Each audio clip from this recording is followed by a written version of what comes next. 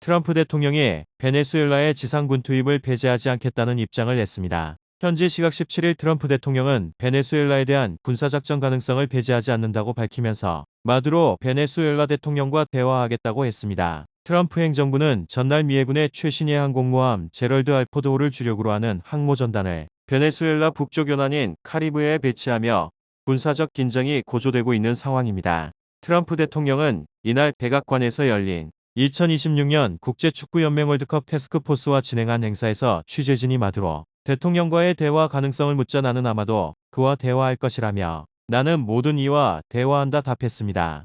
특히 어느 시점에 나는 마두로와 대화할 것이라고도 했습니다. 다만 트럼프 대통령은 베네수엘라에 미국 지상군을 투입할 가능성을 배제할 것이냐는 질문에 나는 그것을 배제하지 않는다며 나는 어떤 것도 배제하지 않는다고 재차 강조했습니다. 이어 우리는 단지 베네수엘라 문제를 해결해야 한다며 그들은 감옥에서 수십만 명을 우리나라로 떠넘겼다고 지적했습니다. 트럼프 대통령은 베네수엘라 기반 국제 범죄 조직인 카르텔 데로스 솔레스를 외국 테러 조직으로 지정하는 것을 예고하고 해당 조직의 수장으로 마두로 대통령과 그의 측근들을 지목하면서 마두로 축출을 비롯해 정권 전복을 위한 군사공격 명분을 만들고 있는 것 아니냐는 분석을 낳기도 했습니다. 현지 시각 13일 CBS 뉴스에 따르면 미군 고위 당국자들이 트럼프 대통령에게 베네수엘라를 겨냥한 군사작전 옵션을 보고했으며 지상타격 계획도 포함되어 있다고 복수의 소식통을 인용해 보도했습니다. 보도에 따르면 피트 헤그세스 미국 전쟁부 장관과 뱅킨 합참의장, 기타 고위안보 군사당국자들은 이날 백악관에서 트럼프 대통령에게 향후 며칠간 검토할 수 있는 여러 군사 옵션을 브리핑한 것으로 알렸습니다. 다만 복수의 소식통은 아직 최종 결정은 내려지지 않았다고 전했습니다. 백악관 대변인실은 관련 질문에 즉각적인 논평을 내지 않았고 미국 방부 대변인 역시 코멘트를 거부했습니다. 소식통들에 따르면 미국 정보당국도 잠재적 작전을 위해 필요한 정보를 제공하며 검토 작업에 참여한 것으로 알려졌습니다. 이와 관련해 이번 주 초 미 해군의 제럴드 포드 항모전단이 미 남부 사령부 관할 구역에 진입한 것으로 전해졌습니다. 남부사령부는 카리브해와 남미 전역을 담당하는 주요 전투사령부입니다. 제럴드 포드 항모전단은 이미 인근 해역에 전개 중인 구축함과 전투기, 특수작전부대 등 각종 전력을 보유한 미 해군 함대에 합류한 상태입니다. 미군은 지난 2달 동안 남미에서 미국으로 마약을 운반하던 선박으로 지목된 목표물 최소 21척을 상대로 공습을 실시했습니다. 현재까지 실시된 공습은 20차례지만 10월 말 작전 당시에는 2척의 선박을 동시에 겨냥한 것으로 전해졌습니다. 이 과정에서 마약 밀수 혐의를 받던 최소 80명이 사망했으며 2명은 생존해 각각 에콰도르와 콜롬비아로 송환됐습니다.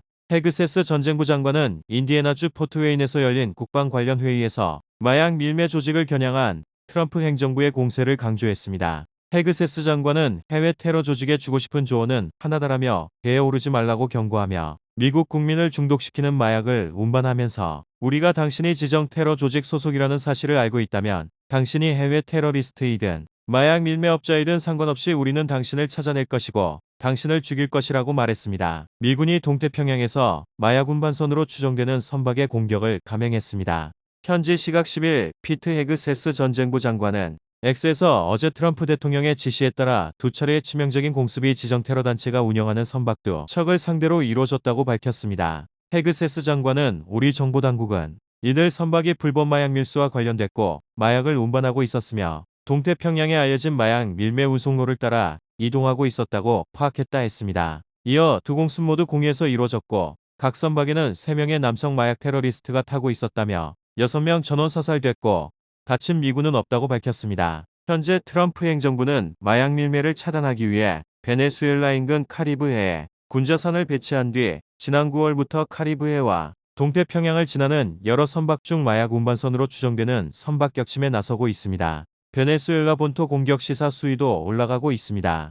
지난 4일 미군 사전문지 네이비타임스에 따르면 전 세계에서 가장 큰 항공모함인 미 해군의 제럴드 포드호와 유도미사일 구축함인 베인브리지호가 작전을 벌여온 지중해를 공식적으로 출발해 목적지인 카리브해로 향했다고 미국 방당국자가 전했습니다. 이처럼 미군의 전략 자산들이 카리브해에 집결함에 따라 베네수엘라 인근의 전운이 고조되고 있습니다. 트럼프 정부가 마약과의 전쟁을 위해 베네수엘라 마두로 정권에 대한 다양한 군사적 옵션을 준비했다는 보도가 나온 가운데 현지 시각 4일 미 해군 항공모함 제너럴 포드호가 중남미의 카리브해로 출발한 것으로 알려졌습니다. 미군 사전문지 네이비 타임스에 따르면 전 세계에서 가장 큰 항공모함인 미 해군의 제럴드 포드호와 유도미사일 구축함인 베인브리지호가 작전을 벌여온 지중해를 공식적으로 출발해 목적지인 카리브해로 향했다고 미국 방당국자가 전했습니다. 앞서 미국 방부는 지난달 24일 지속적인 마약 단속 활동을 지원하기 위해